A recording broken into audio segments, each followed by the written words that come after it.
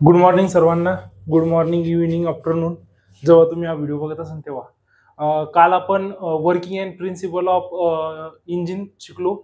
तर आज आपण कालच मेनली आपण क्लिअर केलं तर 2 stroke engine, 4 stroke engine, diesel engine, petrol engine. पण कोणकोणचे पॉईंट जर पेपरात आलं डिफरन्स बिटवीन, तर कोणकोणचे पॉईंट आपल्याला लिहिणं गरजेचं आहे किंवा काल एखादा जर पॉईंट सुटला असेल तेव्हा आज आपण इकडे डिस्कस करू. आपण पॉईंट इन लिस्ट करेलच आहे.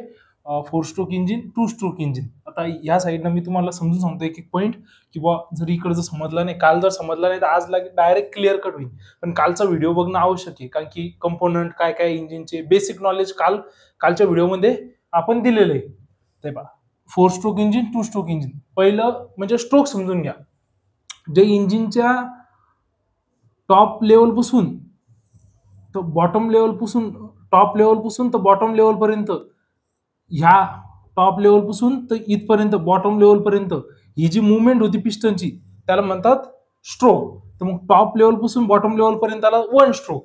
मग डबल बॉटम लेवल पासून टॉप लेवल पर्यंत गेला तर तो 2 स्ट्रोक. आणि ह्या 2 स्ट्रोक मध्ये हे जे क्रँक शाफ्ट असतं इथं, हे पिस्टनच्या कनेक्टिंग रॉडनं जोडेल हे क्रँक शाफ्ट असतं. हे 2 स्ट्रोक झाल्यावर एकदा एकदा एकदा 1 रिव्हॉल्युशन करतात.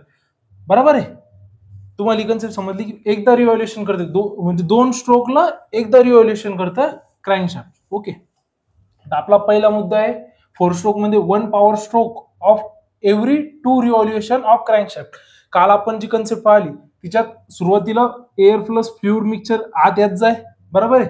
त्यानंतर ते तवा पिस्टन खाली जाय, त्यानंतर पिस्टन वर आल्याच्या नंतर तो एअर प्लस फ्युएल मिक्सचर स्पार्कच्या माध्यमातून स्पार्कच्या मुळे तो बर्निंग वाजाय त्या फ्युलची. त्या बर्निंग मुळे तिसरा जो स्ट्रोक होता तो पॉवर स्ट्रोक होता, बरोबर आहे.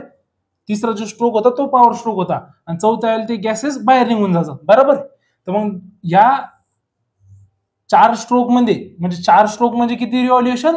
2 रिव्हॉल्युशन. 2 रिव्हॉल्युशन मध्ये एक पॉवर स्ट्रोक, बरोबर, 4 स्ट्रोक इंजिन मध्ये. आणि तीच जो गोष्ट जर 2 स्ट्रोक इंजिन मध्ये घेतली, 1 power stroke for each revolution. 2 stroke मध्ये काय व्हायचं, एअर प्लस मिक्सचर इकडून आलं की मग ते पिस्टनच्या वरच्या भागाला जातात, बरोबर आहे. तो पिस्टन खाली आलं, वरच्या भागाला गेल्यावर इथं बर्निंग ऑफ फ्यूल वाजत. म्हणजे एकदा पिस्टन खाली आलं वरी गेलं की तो पॉवर स्ट्रोक वाजत, म्हणजे बरोबर. म्हणजे काय की 1 power stroke for each revolution. एका रिव्हॉल्युशनला एक power stroke. Inlet and exhaust valve असतात. 4 स्ट्रोकला काय असतात, वॉल्व असतात. आपण पाहिलं इकडचा एक वॉल्व आणि इकडचा एक वॉल्व, आणि त्याच जागी इनलेट अँड एक्झॉस्ट पोर्ट असतात. पोर्ट म्हणजे कोणचे, हे या काल आपण डायग्राम काढली 2 स्ट्रोकची, त्यात असे पोर्ट असतात, बरोबर आहे. इकडून हा एक्झॉस्ट पोर्ट असतो, हा इनलेट पोर्ट असतो, बरोबर आहे, समजलं. त्यानंतर क्रँकेस इज नॉट फुल्ली क्लोज किंवा एअरटाईट. 4 स्ट्रोक मध्ये पूर्ण एअरटाईट नसते क्रँकेस, बरोबर आहे.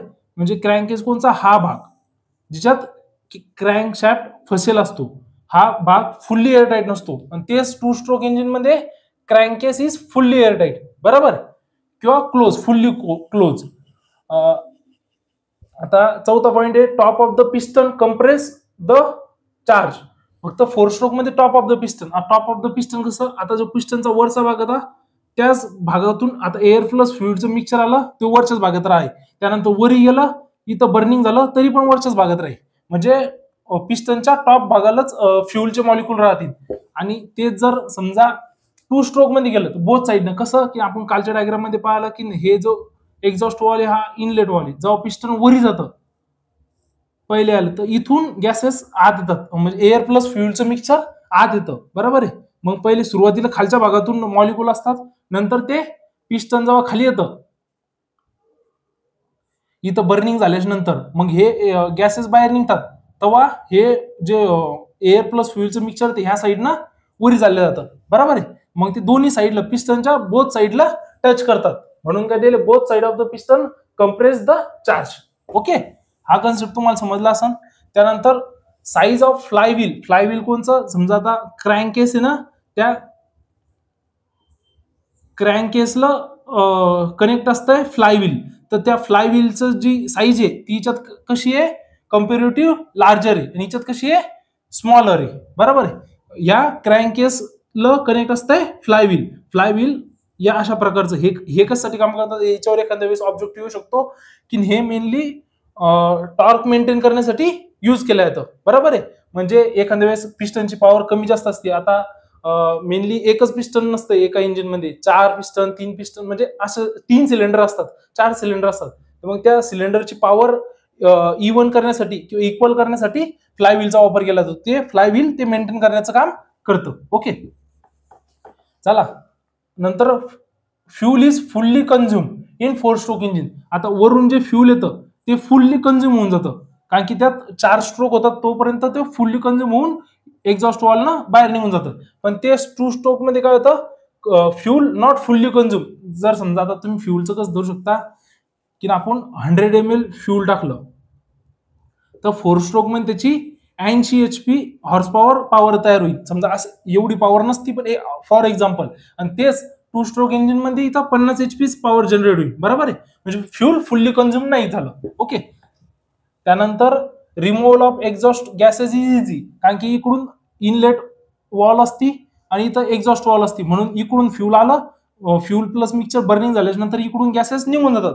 पण तेच जर पाहिलं 2 स्ट्रोक मध्ये एक वन साइडच असतं. बरोबर आहे.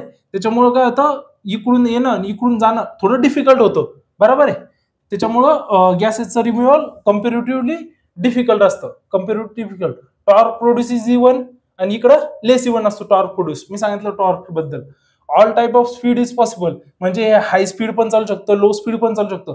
पण हे 2 स्ट्रोक इंजिन फक्त हाय स्पीड चालू शकतं, लो स्पीड चालू नाही शकत. Mostly high speed engine are there, फक्त हाय स्पीड इंजिनच असतात तिच्यात. Weight of engine per HP is high, म्हणजे पर एचपी जेवढी ते हॉर्स पॉवर ताकद जेवढी जनरेट करतात त्याच्या कंपॅरिझन मध्ये याचं वेट हाय असतं, याचं वेट कम्पॅरेटिव्हली लो असतं. थर्मल इफिशियन्सी हाय. आता आपण बर्निंग ऑफ फ्यूलचा जो पॉईंट पाहिला की बॉ किती टक्के फ्यूल बर्न होतं, त्यानंतर किती त्याच्यातून एचपी ताकद जनरेट होती, तेच एक्झाम्पल थर्मल एफिशियन्सी हाय असती. जास्त जेवढं समजा 100 ml चं जे उदाहरण घेतलं, 100 ml आणि 80 HP ताकद जनरेट करू शकतो, त्याच कंपॅरिझन मध्ये हे 50 HP तयार करतं. म्हणजे थर्मल एफिशियन्सी याची कम्पॅरेटिव्हली लो आहे. It can be operate in one direction. आता one direction 4 stroke engine one direction. Motorcycle मध्ये 4 स्ट्रोक इंजिन असतं, ते रिव्हर्स देल असतं का रिव्हर्स गिअर नाही. आता तुम्ही म्हणसान सर काय की गाड्यात मग आता कार पण पेट्रोल इंजिनवर चालती का, बरोबर आहे. अदर गाड्या पण पेट्रोल इंजिनवर चालतात, त्याला त्यात म्हणजे रिव्हर्स गिअर असतो त्याच्यात. मग त्यात काहीतरी मेकॅनिकल दुसरं इक्विपमेंट वापरतात, जे गाडी मॉडिफिकेशन करतात की जे रिव्हर्स गिअर म्हणजे रिव्हर्स करू शकतो. फक्त हे 4 स्ट्रोक इंजिन काय करतात, it can be operate only one direction आणि it can be operate in both direction. 2 stroke engine both direction मध्ये ऑपरेट होतं. अशी आशा करतो तुम्हाला हे सर्व समजलं असेल. हेच पॉईंट तुम्ही जेव्हा एंड सेमिस्टर एक्झाम थेरीमध्ये जर क्वेश्चन आला, तुम्ही हेच पॉईंट लिस्ट करा. तुम्हाला समजलं असेल. कालचा व्हिडिओ पाहिल्यानंतर principle of working operation and ते पाहिल्याच्या नंतर तुम्ही हे व्हिडिओ पहा. बरोबर आहे. ओके, आपण आता पेट्रोल इंजिन आणि डिझेल इंजिनचा पण डिफरन्स बिटवीन असा शॉर्ट व्हिडिओ मध्ये करू. मी व्हिडिओची लेंथ त्याच्यामुळे मोठी करत नाही की आपण बोर होतो जास्त वेळ व्हिडिओ पाहिला, म्हणून छोटे छोटे व्हिडिओ करून तुम्हाला कन्सेप्ट समजून टाकेल. ओके, थँक्यू इथपर्यंत वॉच केल्याबद्दल. धन्यवाद. उद्या भेटू.